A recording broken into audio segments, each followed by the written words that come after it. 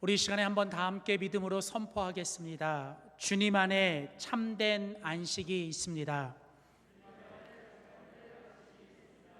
그렇습니다. 이 세상에 참된 안식은 오직 주님 안에 있습니다. 그래서 주님만이 더 쉼이고 주님만이 진쉼입니다. 주님만이 유일한 쉼이시며 주님만이 진정한 쉼이십니다. 이제 오늘부터 여러분과 함께 8월 한 달 동안 이제 4주에 걸쳐서 주 안에서 더 쉼, 주 안에서 진쉼이라는 주제를 가지고 함께 하나님의 귀한 말씀 나누도록 하겠습니다. 오늘 그 첫 번째 시간으로 함께 읽은 마태복음 11장 28절에서 30절에 있는 본문 말씀 가지고 주 안에서 쉼, 동행입니다 라는 제목으로 하나님의 귀한 말씀 전하도록 하겠습니다. 그 아메리카의 인디안들에게는 이런 이야기가 있습니다. 인디안들이 그 광활한 황야를 말을 타고 달릴 때 그들은 그 말을 타고 열심히 달리다가 갑자기 멈춘다고 합니다. 그들이 그렇게 열심히 달리다가 그 말을 멈추는 이유는 두 가지 때문입니다. 하나는 함께 오고 있는 동료들이 같이 잘 오고 있는지를 살피기 위해서, 그리고 더 중요한 이유는 지금 자기의 영혼은 나를 따라오고 있는지를 살피기 위해서라고 합니다. 정신없이 정말 바쁘게만 살아왔던 오늘 현대인들에게 꼭 씹어봐야 할 중요한 이야기인 것 같습니다. 어릴 때 많이 들었던 노래 중에 이런 노래가 있습니다. 새나라의 어린이는 아침 일찍 일어납니다. 잠꾸러기 없는 나라, 우리나라 좋은 나라. 이런 노래도 많이 들었습니다. 새벽종이 울렸네, 새아침이 밝았네, 너도 나도 일어나 새마을을 가꾸세. 참 열심히 부르고 열심히 살았습니다. 정말 그렇게 살지 않으면 살 수 없었던 시대와 역사이기 때문에 그런 것 같습니다. 그런데 한편으로 보면 그렇게 정신없이 바쁘게 쉼없이 살아왔기 때문에 어쩌면 오늘 이 나라가 있는 것이 아닌가 생각이 듭니다. 한 유럽의 한 기자가 오랫동안 이 한국에서 기자 생활을 마치고 이제 돌아가면서 자신이 보고 경험했던 한국에 대한 그 느낌을 책으로 발간을 했는데 그 책 제목이 뭐냐면 기적을 이룬 나라, 기쁨을 잃은 나라예요. 정말 제가 2018년에 이제 미국을 떠나서 이제 한국으로 들어올 때 제가 이렇게 누가 주어서 책을 제가 받아서 그 책을 이렇게 보는데 정말 그 타이틀이 너무 좋다. 정말 이 나라가 그렇구나. 어쩌면 성장은 이뤘는데 성숙함은 잃어버리고, 뭔가 성취는 했는데 뭔가 정말 이 성품은 사라진, 그래서 너나 할 것 없이 다 성공만을 달리고 성공만을 위해서 달려와서 쉼없이 새벽부터 밤늦게까지 열심히 근면성실하게 살아서 이 나라가 정말 한강의 기적을 이루고 이 나라가 이만큼 먹고 살게 된 건 감사한데 정말 중요한 것들을 잃어버리지 않았나라는 생각이 들어요. 더 먹고 살기는 좋아졌는데 힘들 때보다 사람들의 기쁨이 사라지고 더 사람들이 그것들을 누리지 못하고 가정은 더 파괴되고 어쩌면 사람들 삶에서 그 삶은 더 황무해지는 삶을 보게 됩니다. 인디언들이 질주를 하다가 멈춰서 자신의 동료들은 잘 따르고 있는지, 또 자신의 영혼은 지금 잘 따라오고 있는지를 살피는 것처럼 어쩌면 우리들은 우리들의 삶의 이 여정 속에, 이 생활의 리듬 속에서 우리들은 가끔은 멈춰서서, 아니면 일부러라도 멈춰서서 우리들은 함께하고 있는 우리의 가족들이, 또 함께 해야 될 우리의 그 사람들이 함께하고 있는지, 아니 내 영혼은 지금 제대로 살고 있는지를 우리는 살펴봐야 될 필요가 있습니다. 그래서 어쩌면 우리들의 인생 속에 쉼표의 시간을 갖고 우리들이 쉼의 시간을 갖는 건 너무나도 중요하고 필요한 일입니다. 그래서 어쩌면 하나님께서도 이 안식의 중요함을 직접 보여주시기 위해 창세기에 보면 하나님이 6일 동안 열심히 부지런히 이 세상을 창조하시고 나서 마지막에 하신 일이 뭐냐면 그 7일째에 그 하나님께서 안식하셨더라. 여러분, 하나님은 절대로 피곤하지 않으시고 하나님은 절대로 안식이 필요 없는 분이심에도 불구하고 하나님께서 만드신 이 세상의 창조의 마지막 사건, 그 창조의 마지막 완성이 뭐라고요? 안식이신 거예요. 그것은 하나님께서 우리 모든 인간들과 우리 모든 피조물들에게 안식이야말로 하나님의 창조의 절정이요, 하나님의 창조의 완성이라고 하는 것을 보여주신 거예요. 그뿐이 아니라 하나님은 이스라엘 백성들이 400년 동안 쉼없이 노예 생활을 하며 일만 하던 그들을 이제 하나님이 그 애굽에서 구원하여 하나님의 백성으로 만드시고 그들을 이제 요단강, 그들을 홍해를 건너게 하시고 하나님이 그들과 시내산 밑에서 율법과 약속을 주실 때 하나님이 그들에게 너희가 꼭 지켜야 될 10가지 중요한 계명을 주시죠. 그 10계명 중에 4번째 계명이 무엇이냐면 바로 안식일을 기억하고 거룩하게 지키라는 것입니다. 안식은 하나님의 명령입니다. 쉬어도 되고 안 쉬어도 되는 게 아니라 안식하고 쉬어야 되는 것은 모든 피조물에게 반드시 있어야 되는 거고, 특별히 하나님을 믿는 믿음의 사람들에게 하나님이 주신 명령입니다. 그래서 우리 모든 그리스도인들에게 있어서 안식은 필요한 것이고 중요한 것이고 그것은 우리의 사명이요 하나님의 축복입니다. 그래서 여러분, 숨가쁜 시대를 살아가는, 쉼없는 시대를 살아가는 이 세상 속에서 우리 그리스도인이야말로 잘 쉬는 인생이 돼야 우리는 어쩌면 잘 사는 신앙인이 될 것 같습니다. 그래서 저는 여러분과 함께 이제 이 8월을 보내면서 비록 힘들고 어려운 시간들을 보내지만 우리가 정말 잘 쉬는 것이 무엇인가, 정말 주 안에서 쉬어야 되는데 주님 안에서 쉰다는 것은 무엇인지를 이제 4번에 걸쳐서 여러분과 함께 말씀을 나누고자 합니다. 오늘 그 첫 번째 말씀이 바로 마태복음 11장 28절에서 30절에 있는 우리 예수님의 안식에 대한 명령입니다. 오늘 우리가 같이 읽은 이 마태복음 11장에 보면 이제 예수님께서 친히 자기를 따르는 자들에게 예수님께서 안식하라고, 또 너희들이 쉬어야 된다라고 말씀하고 있습니다. 본문으로 돌아가서 마태복음 11장 28절을 보십시오. 오늘 마태복음 11장 28절에 보면 수고하고 무거운 짐진 자들아. 자, 지금 예수님께서 이 땅에 서서 사역하시고 이 땅에서 복음을 전하실 때 당시 수많은 사람들이 예수님 앞에 나왔습니다.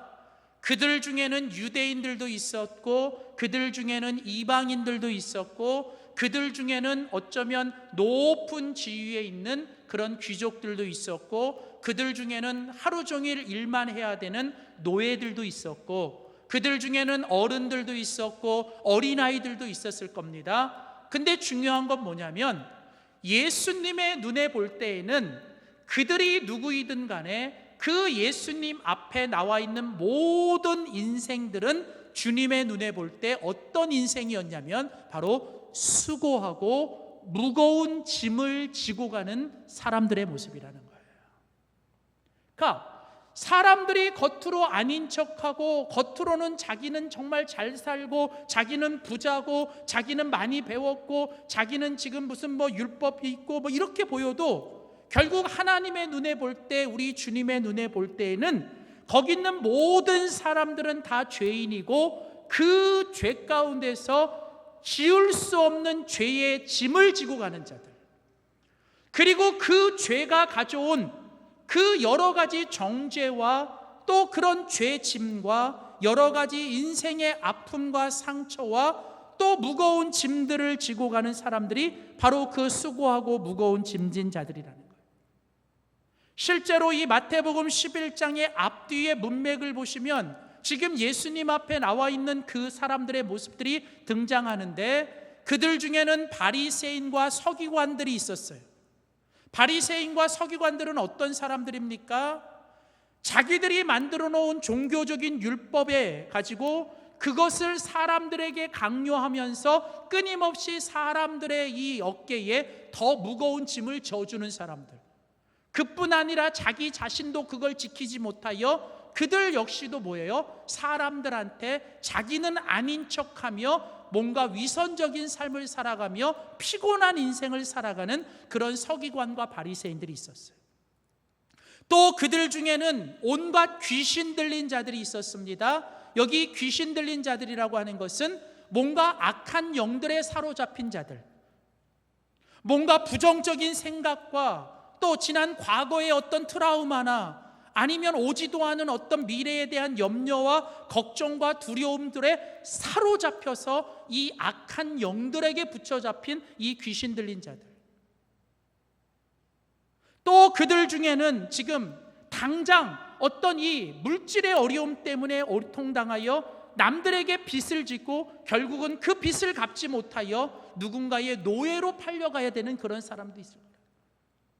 여러분, 이것이 지금 예수님께서 2000년 전에 수고하고 무거운 짐진 자들아 라고 말하는 그 사람들의 모습이고, 이것이 2000년 전에 그들만의 모습이 아니라 오늘 이 시간 이 말씀 앞에 서 있는 우리들 역시도 그 모습과 정도는 달라도 우리들 모두 역시도 우리들의 인생 속에 죄악이라고 하는 짐을 지고 남들은 알지 못하는 내 인생의 무거운 짐과 수고를 가지고 살아가는 우리들의 모습이기도 하다는 거예요. 우리 모두는 그렇지 말아야지 하면서도 지난 한 주간 동안도 마음에 원하는 선보다는 원치 않는 악을 행하면서 우리는 죄악의 짐을 가지고 또 주님 앞에 나오셔. 또 어떤 사람들은 정말 지금 육신의 이 아픈 질병 때문에 이 육신의 질병의 짐을 지고 가는 사람도 있고, 어떤 사람들은 지금 당장 매달 갚아야 되는, 또 매달 뭔가 지금 내야 되는 어떤 그런 물질의 이런 빚 때문에 지금 눈물 흘리는 사람도 있고, 어떤 사람들은 사람의 상처 때문에, 자식 때문에 이 무거운 짐을 지고 가는, 또 어떤 사람들은 가정에서 내가 없으면 안 되는, 내가 반드시 돌봐야 되는 어떤 그런 사람들 때문에 또 이 무거운 짐을 지고 가는 사람. 어디 비단 이 등짝에 지고 가는 보이는 짐만 있겠습니까? 때로는 어쩌면 보이지 않는 우리들의 마음속에 있는 이 많은 무거운 짐들은 더 크지 않겠어요? 여기 서 있는 이 목사에게는 왜 짐이 없겠습니까? 하나님이 맡겨주신 이 행복한 목회를 하면서도 끊임없이 제 안에 이 영광교회라고 하는 이 무거운 짐을 지고 가야 돼요. 참 감사하면서도 늘 저를 위해서 기도해 주시는 게 감사하는데도 늘 기도할 때마다 100주년을 준비하는 우리 목사님 하면 제가 막 무거운 짐이 느껴지는 거예요. 뭘 어떻게 하라고, 뭘 어떻게 해야 되는데 100주년이 되면 뭐 어떻게 돼야 되나.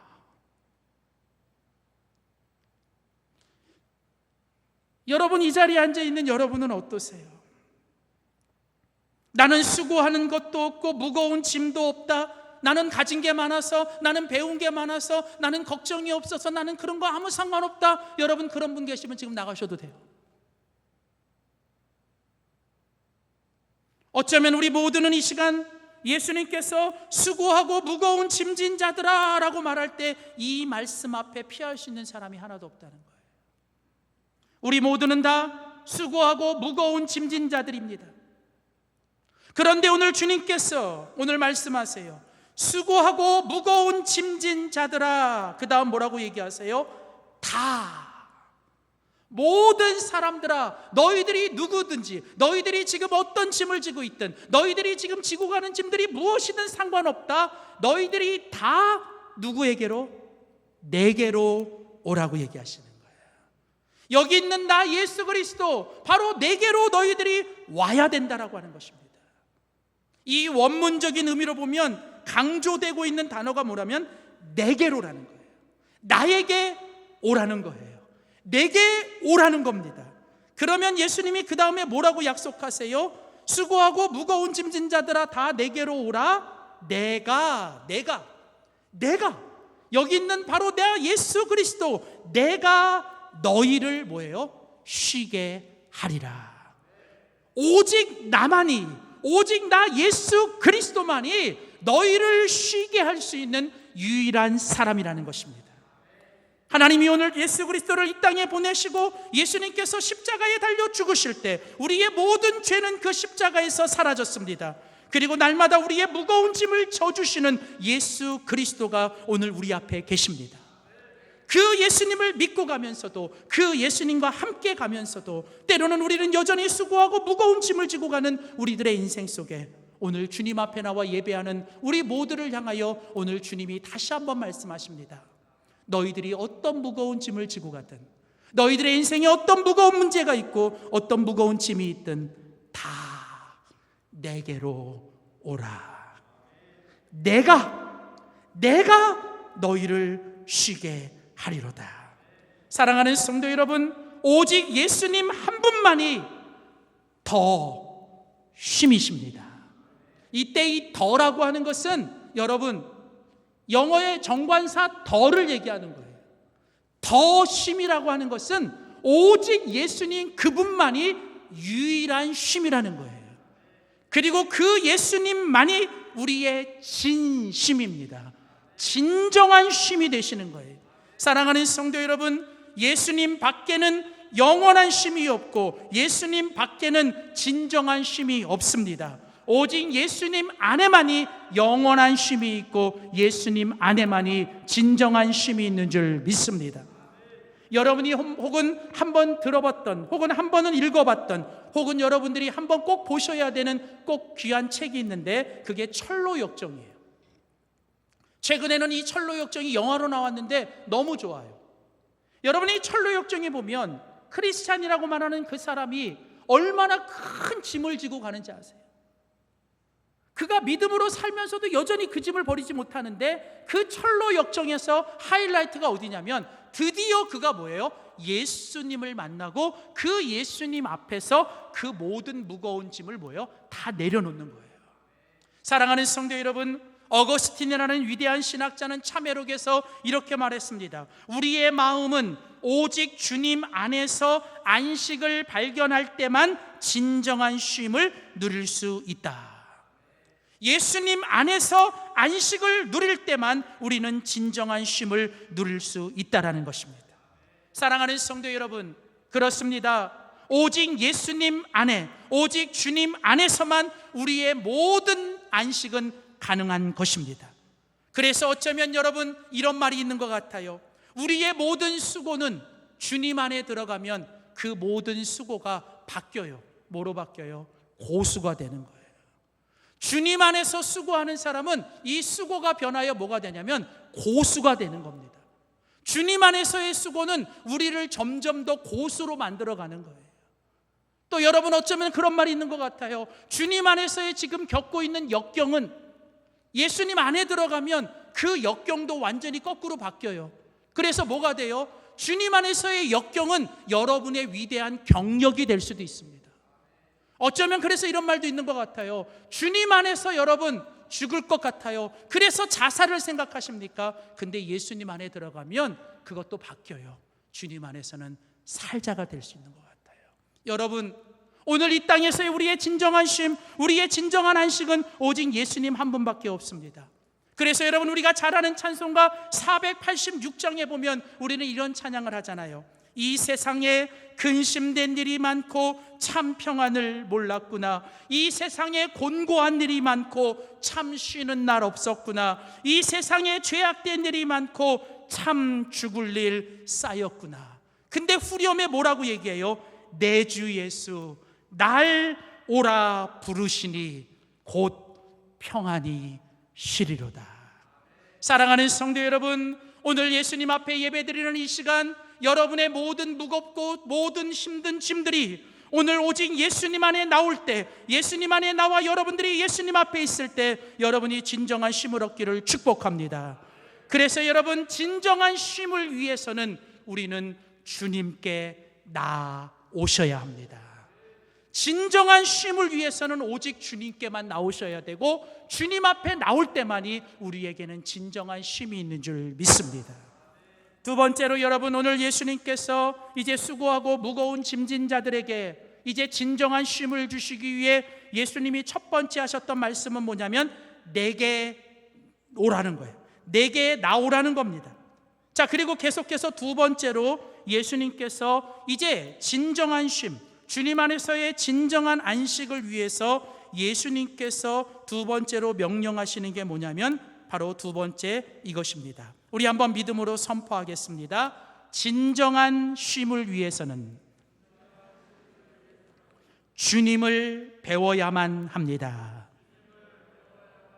자, 첫 번째로 우리가 진정한 쉼, 영원한 안식, 진정한 안식을 얻기 위해서는 누구에게로? 주님에게로, 예수님에게로 나오셔야 돼요. 아무리 힘들고 어려워도 여러분이 그거 붙들고 있으면 해결 안 돼요. 여러분, 주님 앞에 나오실 때만이 여러분 안에 평안과 안식이 있습니다. 그래서 여러분, 죽어도 주님 앞에 나와서 죽겠다는 각오로 여러분 주님 앞에 나오셔야 됩니다.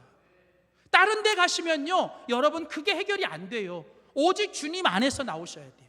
자, 그런데 이제 그렇게 주님 안에 나오셨으면 그 다음 해야 될 일이 뭘까? 오늘 성경에 보면 이제 주님 안에서 진정한 쉼, 참된 안식을 얻기 위해서 주님 안에 나온 사람들이 해야 될 두 번째 일이 있는데, 그것은 바로 뭐냐면 주님을 배우셔야 된다는 거예요. 오늘 함께 읽은 성경, 여러분 마태복음 11장 29절을 보겠습니다. 자, 마태복음 11장 29절에 보면 나는 마음이 온유하고 겸손하니 나의 멍에를 메고 내게 배우라. 내게 배우라. 그리하면 너희 마음이 뭐예요? 쉼을 얻으리라. 여러분, 거기에 원래 이 한글 성경에는 얻으리라 라고 되어 있는데, 원래 원어적인 언어로 보면 너희가 그 쉼을 발견하리라 그런 뜻으로 되어 있어요. 자, 그러니까 여러분, 오늘 성경은 말하는 거예요. 너희 마음이 쉼을 얻고 너희가 진정한 안식을 발견하기 위해서는 내게로 와야 된다는 겁니다. 28절. 그리고 너희들이 내게 나왔으면 이제 두 번째 해야 될 일이 있는데, 그게 뭐냐면 나의 멍에를 메고, 나의 멍에를 메고, 이때 나의 멍에는 누구의 멍에예요? 예수님의 멍에. 예수님의 멍에를 메고 뭐예요? 이제는 내게 배우라. 이때 내게 배우라는 말은 나를 배우라는 거예요. 자, 여러분, 여기서 우리가 한 가지 좀 이해하고 가야 될 표현이 있는데, 그게 뭐냐면 예수님께서 이제 주님 앞에 나온 사람들에게 뭐라고 얘기하냐면 나의 멍에를 메라는 겁니다. 여러분, 예수님께서 제자들에게 말씀하셨어요. 너희들이 나를 따라오려거든 뭐예요? 자기를 부인하고, 그렇죠? 그 다음 하신 말이 뭐예요? 자기 뭐예요? 십자가를 지고, 그렇죠? 그러니까 나의 멍에, 하나님께서 예수 그리스도에게 주신 십자가, 하나님께서 우리 각자에게 주신 우리의 십자가, 그 멍에, 이제는 그 멍에를 메고 나를 배우라는 거예요. 자, 여러분, 여기서 이 멍에를 맨다라고 하는 이 말은 원래 어떤 의미가 있느냐면, 여러분, 유대인들의 사회에서는요, 스승과 제자가 엮어질 때, 스승과 제자가 이제는 나의 스승이 되고 제자가 되어 이제 그 스승과 제자가 어떤 그 훈육의 관계를 형성할 때 관용적으로 쓰는 표현이 뭐냐면 나의 멍에를 메라는 거예요. 그러니까 나의 멍에를 메라는 건 이제 예수님께서 나는 너의 스승이 되고 나는 너의 스승이 되고 너는 내 제자가 되라라고 하는 그 말입니다. 그러니까 멍에를 맨다라고 하는 건 뭐냐면 이제는 너는 내 제자가 된다라는 표현이에요. 오늘날처럼 여러분 이 지식이 많은 학생들을 놓고 선생 하나가 이 다중의 학생들을 가르치는 그런 교육이 아니라 고대 사회는 뭐예요? 1대1의 도제 교육입니다. 그리고 오늘날처럼 머릿속에 뭐예요? 지식만 주입하는 그런 교육이 아니라 사실 뭐예요? 선생과 함께 먹고 선생과 함께 살고 선생과 함께 지내면서 선생의 모든 것들을 뭐예요? 눈으로 보고 삶으로 배우는 그런 교육. 그게 바로 예수님의 교육이요, 그게 바로 예수님의 훈련이었어요. 자, 이제 예수님께서 제자들에게 말합니다. 너가 내 제자가 되려면 반드시 뭘 해야 된다? 나의 멍에를 배워야 된다. 또 이 멍에라고 하는 것은요, 당시 이스라엘 사회에서 농사를 지을 때, 우리나라도 이 농사를 지을 때 요즘에는 뭐 트랙터가 있고 기계가 있지만 옛날에는요, 시골에서 농사 지을 때 반드시 꼭 있어야 되는 게 뭐냐면 소가 있어야 되잖아요. 그래서 이 소가 뭐예요? 이 쟁기질을 해주잖아요. 소가 이 밭을 갈아주고 쟁기질을 하잖아요. 여러분 마찬가지로 이스라엘에서도요, 농사를 지을 때 반드시 이 소가 중요합니다. 그런데 여러분 이 소가요, 이 쟁기질을 할 때 어떤 일을 하냐면 오랫동안 이제 이 쟁기질을 하고 멍에를 메고 쟁기질을 했던 이 소가, 그때 이제 이 소가 뒤에 쟁기를 끌 때 매는 게 그게 멍에예요. 그런데 이제 이 소가 오랫동안 나이가 들고 이제 엄마가 돼서 오랫동안 이제 그 쟁기질하는 걸 걔가 했대요. 그런데 이제 이 소가 송아지를 낳습니다. 그러면 송아지를 낳으면 그 다음에 송아지가 어느 정도 자라게 되면 그 다음에 무슨 일을 하냐면 이제 이 엄마 소와 이 아기 송아지를 한 세트로 묶어요. 그래서 이제 이 세트를 서로 뭐예요? 멍에를 서로 함께 묶어줍니다. 그래서 함께 이 두 소가 능숙하게 오랫동안 했던 이 엄마 소가 이제는 뭐예요? 이제 일을 시작하는 이 송아지에게 둘이 같이 이 멍에를 매게 됩니다. 그래서 이제 이 멍에를 메고 이제 뭘 하게 되냐면 이제 이 엄마 소가 이 송아지를 끌고 가요. 그럴 때 이 송아지는 뭘 하는 거냐면 그 멍에를 메고 엄마 소가 하는 것들을 보는 거예요. 그리고 엄마 소가 하는 것들을 몸으로 익히는 겁니다. 그래서 이제 앞으로 이 엄마 소가 일을 하지 못했을 때 뭐가요? 이제 그 다음에 있는 이 송아지가 뭐예요? 그 멍에를 함께 메워 봐야만, 멍에를 함께 맨 송아지만이 뭐예요? 그 쟁기질을 할 수가 있게 되는 겁니다. 이게 아주 중요한 거예요. 그래서 군대에 가면 사수가 있고 부사수가 있는 거예요. 그래서 여러분 이게 저는 교회에서도 참 중요한 것 같아요. 여러분 내가 오랫동안 어떤 일을 했을 때 여러분 중요한 건 이제 그 다음 세대에 그 일을 할 수 있는 사람을 키워내야 됩니다. 그게 아주 중요한 거예요. 그래서 이 멍에를 맨다라고 하는 뜻은 바로 이런 뜻이 있습니다. 무슨 뜻이요? 함께 배우는 거예요. 배움의 과정들을 함께 하는 겁니다. 자, 그래서 예수님이 말씀하시는 거예요. 나의 멍에를 메고, 이제는 너희가 나의 멍에를 메고 뭐예요? 나를 배워야 된다라는 것입니다. 사랑하는 성도 여러분, 예수님은 우리가 이 땅에서 진정한 안식과 또 이 땅에서 진정한 쉼을 위해서 예수님은 우리에게 자신의 삶을 보여주셨고 우리로 하여금 예수님을 배우라고 말씀하십니다. 자, 그러면서 이제 오늘 같이 읽은 성경 계속해서 29절에 보면 특별히 예수님의 제자들, 예수님에 따르는 사람들이 그 마음의 쉼을 얻기 위해 우리가 꼭 배워야 되는 예수님의 뭐가 있는데 그건 뭐냐면 예수님의 마음을 배우셔야 돼요. 마음을 배우셔야 돼요. 여러분, 우리가 예수님을 배운다라고 할 때 가장 중요한 것은 예수님의 마음을 배우셔야 돼요. 그래서 빌립보서 2장에 보면 너희 안에 이 마음을 품으라 곧 예수님의 마음이니. 신앙생활은 다른 거 배우는 거 아니에요. 신앙생활은요 무슨 뭐 기술을 배우고 여러분 그런 게 아닙니다. 신앙생활은 절대로 속성이 없어요. 신앙생활은 딱 하나, 내 마음이 예수님의 마음이 되어 가셔야 돼요. 내 마음이 예수님의 마음을 닮아가고 예수님의 마음을 배워갈 때 그게 신앙인이 되는 거예요. 그러니까 여러분 교회 생활 아무리 오래 해도요, 신앙생활 오래 해도요, 교회에서 그래서 직분 받아도요, 여러분 아직도 내 마음이 예수님의 마음이 되지 못했다면 여러분 그건 가짜예요. 특별히 오늘 예수님께서 나를 배우는 제자들은 예수님의 마음을 가져야 되는데 예수님의 마음 중에 가장 중요한 두 가지 마음을 우리에게 얘기하십니다. 그 두 가지 마음이 뭐예요? 오늘 예수님 말씀하시죠. 예수님이 나는 마음이 뭐예요? 온유하고 뭐예요? 겸손하니. 예수님은 예수님이 가지고 있는 여러 가지 마음들이 있어요. 그러나 너희가 이 땅에서 정말 예수님의 참된 제자, 그리고 너희가 이 땅에서 힘들고 어려운 삶을 살아갈 때 진정한 안식과 너희들이 진정한 쉼을 얻기 위해서는 예수님의 마음 중에 두 가지 마음, 어떤 마음? 겸손한 마음과 온유한 마음을 너희들이 가져야 된다는 거예요. 사랑하는 성도 여러분, 우리가 이 땅을 살아갈 때 우리 속에 진정한 안식, 참된 안식은 우리들의 마음이 예수님의 마음처럼 겸손해지고 온유해질 때 진정한 안식이 찾아오는 줄 믿습니다. 사랑하는 성도 여러분, 예수님의 마음은 겸손한 마음이셨습니다. 여러분, 이때 이 겸손한 마음이라는 건 뭐냐면 하나님 아버지 앞에서 계속 낮아지는 마음이에요. 하나님 앞에서 계속 힘이 빠지는 거예요.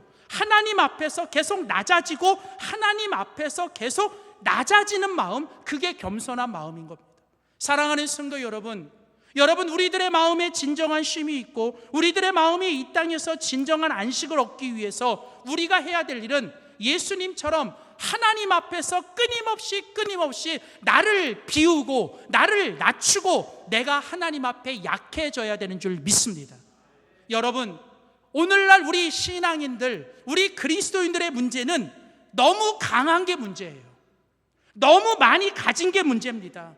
우리는 너무 높아진 게 문제예요. 여러분, 우리는 이미 많은 걸 가졌고 이미 높아졌고 이미 하나님 주신 게 충분해요. 주님이 뭐라고 말씀하셔요? 내 은혜가 족하다.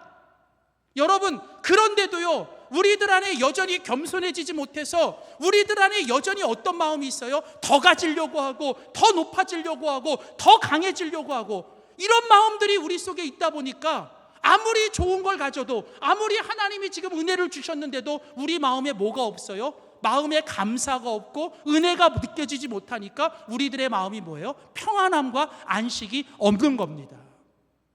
여러분, 상황이 지금보다 더 좋아지면 여러분이 안식을 얻을까요? 여러분이 지금보다 환경이 더 좋아지면 여러분이 진정한 평안을 얻을까요? 여러분이 지금 힘들게 하는 이 사람만 없으면 여러분 정말 안식을 얻을까요? 아직은 제가 우리 교회에서 그런 분 못 만났는데, 제가 우리 목사님들 교제하다 보니까 어떤 교회는 이런 사람도 있대요. 어떤 분이 교회 잘 다니시다가 어느 날 갑자기 교회를 안 나오시더래요. 목사님이 궁금해서 전화를 신방했더니 그분이 하는 말이 뭐냐면, 내가 어떤 인간이 있으면 나 교회 안 나온다는 거예요. 그러니까 목사님한테 저 인간 없애주시든지 아니면 내가 교회 안 나가겠다는 거예요. 그럼 목사님 보고 어떡하라고? 여러분, 그분은 그거예요. 내가 저 사람만 보면 아주 그냥 속이 뒤집혀. 내가 저 사람 보면 아주 힘들어. 그래서 그 사람 뭐예요? 내가 저 사람만 없으면 평안할 것 같아. 여러분, 정말 그럴까요? 제가요 목회해 보니까요 초창기, 아주 초창기, 지금은 안 그래요. 초창기 그런 기도를 했어요. 하나님, 좋은 성도 보내게 해주세요. 하나님, 진짜 좋은 성도 보내게 해주세요. 근데 하나님 기도 안 들어주시더라고요. 힘든 성도들만 보내주시는 거예요. 그래서 하나님 앞에 정말 너무 어느 순간 너무 힘들어서요, 제가 속으로 혼자만 새벽 예배 상도들 다 간 다음에 제가 혼자 기도할 때 그런 기도했어요. 하나님, 정말 저분 좀 옮겨주세요. 얼마나 힘들었으면. 근데 그때 하나님 저한테 그런 얘기 하시더라고요. 네가 안 바뀌면 저 사람 없어도 너는 네가 안 바뀌면 안 돼. 저 사람 없애도요 더 센 놈 보내주신다는 거예요. 여러분, 그때 제가 깨달았어요. 사람을 바꾸려고 하지 말고 저 사람 없애려고 하지 말고 내가 겸손해져야 되는구나. 내가 더 죽고 내가 더 낮아지고 내가 더 힘 빠지고 내가 더 낮아요. 여러분, 우리 속에 겸손한 마음이 없으면요, 여러분이 아무리 좋은 걸 가져도 여러분 하나님 앞에 진정한 안식이 없어요. 그래서 여러분, 어쩌면 사도 바울, 위대한 사도 바울이 빌립보서 4장에서 이런 고백을 합니다. 사랑하는 성도 여러분, 제가 지금 감옥에 있지만 제가 얼마나 기쁜지 아세요? 제가 지금 감옥에 있지만 감옥 밖에 있는 여러분보다 제가 얼마나 평안한지 아십니까? 왠지 아세요? 제가요 주님을 믿다가 하나 중요한 일체의 비결을 배웠습니다. 그 비결이 뭔지 아세요? 내가 예수 믿다 보니까 가난할 때도 있고, 예수 믿다 보니까 부유할 때도 있었고요, 예수님 믿다 보니까 좋을 때도 있지만 나쁠 때도 있더라고요. 예수님 믿다 보니까 몸이 건강할 때도 있지만 몸이 병약할 때도 있더라고요. 그런데요, 내가 한 가지 비결을 배웠습니다. 그게 뭔지 아세요? 내가 어떠한 형편에 처하든, 내가 누구를 만나든 나는 하나님 때문에 자족하기를 배웠습니다. 그러면서 여러분, 빌립보서 4장 13절에 사도 바울이 우리에게 이런 고백을 합니다. 내게 능력 주시는 자 안에서 나는 이제 모든 것을 할 수 있습니다. 여러분, 이게 바로 사도 바울이 주님 안에서 배운 참된 안식입니다. 여러분, 사도 바울은 누구 때문에 흔들리지 않아요. 사도 바울은 어떤 사람들 때문에 흔들리지 않습니다. 사도 바울은 환경 때문에 흔들리지 않아요. 왜? 사도 바울은 주님 안에 있었기 때문에, 주님 안에서 주님이 주시는 마음, 겸손한 마음을 배웠기 때문에 그는 항상 평안했던 거예요. 또 하나, 여러분, 오늘 본문에 보면 예수님의 마음 속에 겸손한 마음과 또 어떤 마음? 온유한 마음. 여러분, 이때 이 온유한 마음이라는 건, 겸손한 마음이 하나님 앞에서 내가 낮아지는 마음이라면, 온유한 마음은 사람들 앞에서 내가 부드러워지는 거예요. 그러니까 사람들 앞에서 내가 부드러워지고 사람들 앞에서 따뜻해지는 마음이 내가 무슨 마음이에요? 온유한 마음이에요. 그러니까 여러분, 예수님을 따르고 예수님을 배우는 사람들은 마음이 차가워지면 안 돼요. 점점 마음이 따뜻해져야 되고요. 여러분, 마음이 강팍해지면 안 되고요. 마음이 부드러워져야 됩니다. 그래서 여러분, 제가 한번 말씀드렸지만, 예수님의 마음을 품은 사람들은 다른 사람을 볼 때 그 사람의 악함을 보기보다는 그 사람의 약함을 볼 줄 알아야 돼요. 악한 게 있어요. 그런데 그 악한 것보다는 그 사람의 약한 게 보이기 때문에 그 사람의 불쌍히 여기고 그 사람을 이해해 주려고 하는 겁니다. 그러니까 여러분, 교회 오셔서도요, 자꾸 어떤 사람의 잘못이 보이고 어떤 사람의 뭔가 나쁜 것만 보이고 악한 것만 보이면 지금 내 마음이 온유해지지 않는 거예요. 내 마음이 지금 강팍해지고 내 마음이 차가워지는 겁니다. 여러분, 모든 사람은 다 악해요. 그런데 내 마음이 온유해지면 그 사람의 악함보다는 그 사람이 저럴 수밖에 없구나라는 약함 때문에 그 사람을 품게 되는 겁니다. 여러분, 예수를 믿고 예수님을 배우다 보면 우리는 예수님처럼 우리의 마음이 어떻게 해요? 온유해져야 됩니다. 특별히 이 온유하다라고 하는 이 단어의 어원에 보면 무슨 뜻이냐면, 부드러워지기 위해서 우리들 마음속에 있는 도끼가 빠져야 돼요. 간혹 보면요, 우리들 안에도요, 이 마음 속에 도끼가 있어요. 말 속에 도끼가 있어요. 표정 속에요, 도끼가 있습니다. 여러분, 그건 온유한 게 아니에요. 예수님을 배우면서 이 멍에를 메고 예수님을 배우면서 우리가 점점 예수님을 닮아가기 위해서 우리 속에 있는 도끼가 빠져야 됩니다. 근데 어떤 분들은 신앙생활을 하면 할수록, 교회에 오면 올수록, 직분을 받으면 받을수록 더 도끼로 가득 차 있는 분들이 있어요. 여러분, 그러다 보니까 나도 힘들고 내 안에 평안도 없고 나도 안식이 없고 그 사람을 만나는 모든 사람들도 다 이 바이러스가 퍼져가는 거예요. 사랑하는 성도 여러분, 오늘 예수님께서 말씀하십니다. 내게로 와서, 그렇죠? 내게로 와서 나를 배워라. 예수님처럼 온유한 마음, 예수님처럼 겸손한 마음을 배울 때에 너희들이 어떤 환경, 어떤 상황, 누구를 만나든 너희들의 마음이 참된 쉼을 얻으리라. 사랑하는 성도 여러분, 우리 모두가 진정한 쉼을 위해 더욱더 예수님처럼 온유하고 겸손한 마음을 배워가기를 주의 이름으로 축복합니다. 세 번째, 마지막 결론입니다. 이제 오늘 예수님께서 마태복음 11장을 통해 우리에게 주시는 진정한 쉼의 모습을 위해 우리에게 필요한 게 뭘까요? 우리 마지막으로 한번 선포하겠습니다. 진정한 쉼을 위해서는 주님과 동행해야 합니다. 세 번째로, 여러분, 우리가 이 땅에서 진정한 쉼을 얻고 진정한 안식과 영원한 안식을 얻기 위해서는 우리는 반드시 주님과 동행하셔야 합니다. 여러분, 쉼은요, 그냥 아무것도 안 하는 게 아니에요. 쉼은 그냥 내가 아무것도 안 하는 게 쉼이 아닙니다.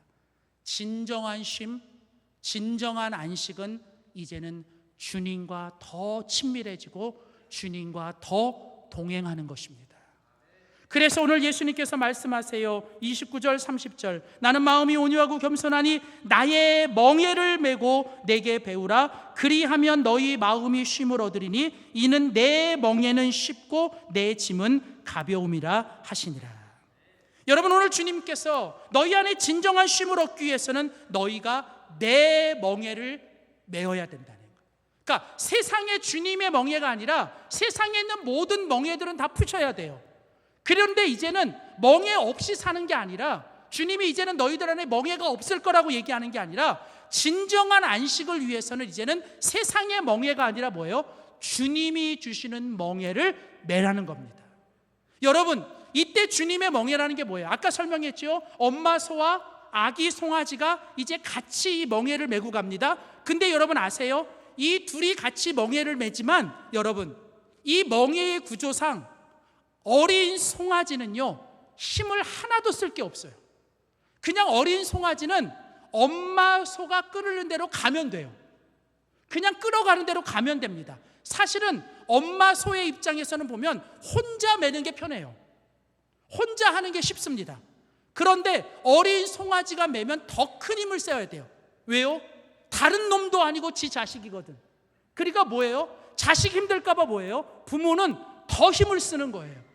여러분, 이게 바로 주님께서 우리들에게 뭐예요? 나의 멍에를 메자라고 하는 것입니다. 여러분, 주님이 때로는 우리에게 말씀을 주시고 주님이 때로는 우리에게 성령을 통해 감동을 주시고 주님이 때로는 지금 우리에게 어떤 자리를 갖게 하시고 때로는 우리에게 어떤 직분을 맡기시고 우리에게 어떤 봉사하라고 하시고 우리에게 어떤 걸 맡기실 때 여러분, 그것이 때로는 귀찮을 수 있어요. 이제는 그만두고 싶을 때도 있습니다. 나 오랫동안 했으니까 나 그만둬야지.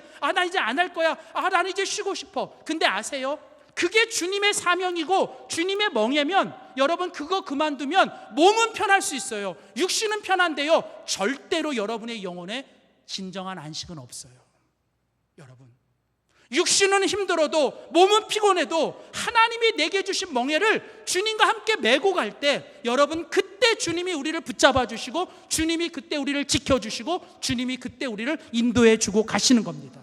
주님이 우리를 향하여 멍에를 메라는 건 너희가 더 힘쓰라는 게 아니에요. 너희가 더 애쓰라는 게 아닙니다. 이제 너희들의 모든 수고를 내려놓고 이제는 주님께 모든 걸 다 내려놓고 내어 맡기고 내어 드리고 이제는 주님이 그냥 인도하시는 대로 너희는 그냥 따라만 오라는 것입니다. 다시 말하면 주님께서 뭐 하자는 거예요? 나와 동행하자는 겁니다. 여러분, 믿음의 생활은 나 혼자 질주하는 게 아닙니다. 믿음의 생활은 늦게 가도 주님과 동행하며 가셔야 됩니다. 믿음의 생활은 나 혼자 독주하는 게 아니에요. 믿음의 생활은 주님과 함께 합주하시는 거예요. 여러분, 그래서 진정한 쉼, 진정한 우리의 안식은 이제 주님과 더욱더 친밀해지고 여러분, 주님과 함께 더 동행하시는 겁니다. 여러분, 지금 하나님이 나에게 주신 짐, 그 짐을 없애달라고 기도하지 마세요. 그 짐 때문에 여러분이 주님과 동행하는 거예요. 그 짐 때문이라도 여러분이 주님을 찾는 겁니다. 그 짐 때문이라도 주님은 여러분을 도와주실 겁니다.